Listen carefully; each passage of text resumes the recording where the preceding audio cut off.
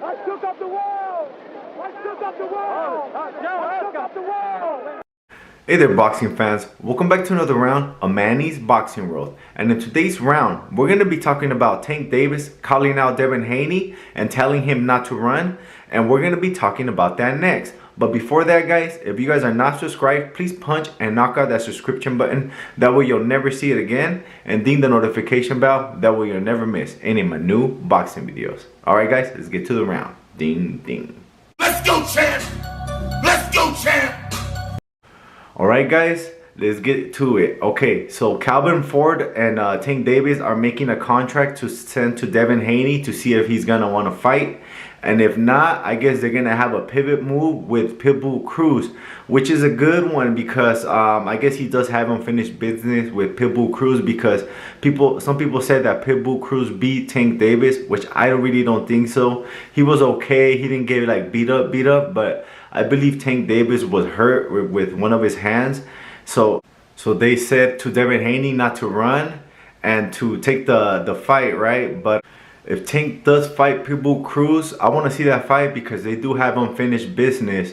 I believe that Tank was injured with one of his hands, and that's why Pitbull Cruz looks so good against Tank.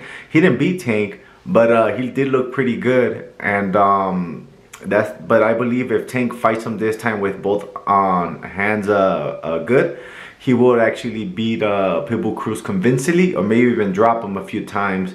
But who knows, Pitbull Cruz does have that big old strong mug, and who knows if he can be knocked out. But if the fight does not happen with Devin Haney, I'm down with the rematch with Pitbull Cruz. I want to see that fight like this. The car, Craig. This is the rematch. Yeah, boy, the rematch! But if Devin Haney does not take the fight, he will move up to fight Regis Prograis, which I have him beating Regis Prograis. I believe Devin Haney is limiting himself by staying at 135. If he does fight Tank at 135, I see Tank knocking Devin Haney out because I do see holes in Devin Haney's performance and his style, and I'm pretty sure Tank does see the same holes that I'm seeing. But at 135, I don't believe Devin Haney has a chance to beat Tank. But at 140, I believe it's be a much closer fight because Devin Haney won't be as drained, and he would have a lot more reflexes. He'll be faster and stronger, and his chin will be sturdier. He'll be a better overall fighter at 140. At 135, he's limiting himself because in his last fight, I heard he was dropping some of his sparring partners, but that's because he wasn't drained at 135. So if he moves up to 140, I'm pretty sure he'll have more pop in his punches.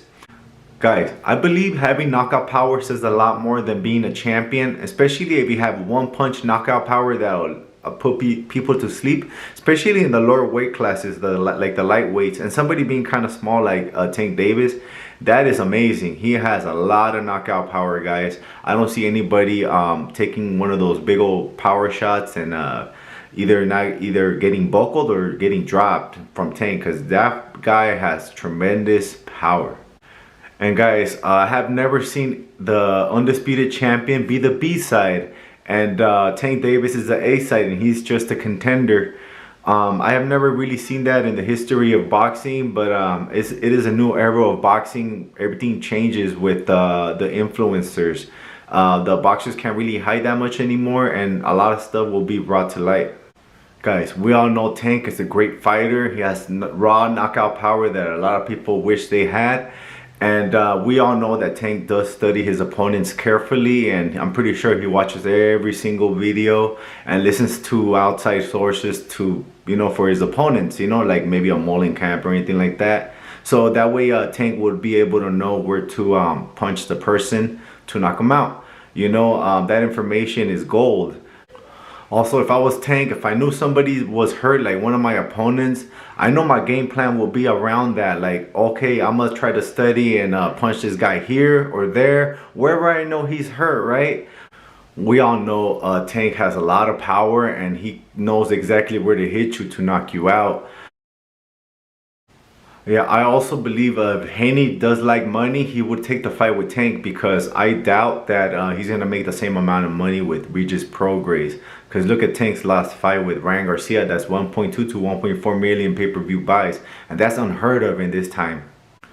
But if he does fight Devin Haney and he beats Devin Haney at 135, it'll be for all the belts, right? And I just don't see anybody else being more famous than Tank after that.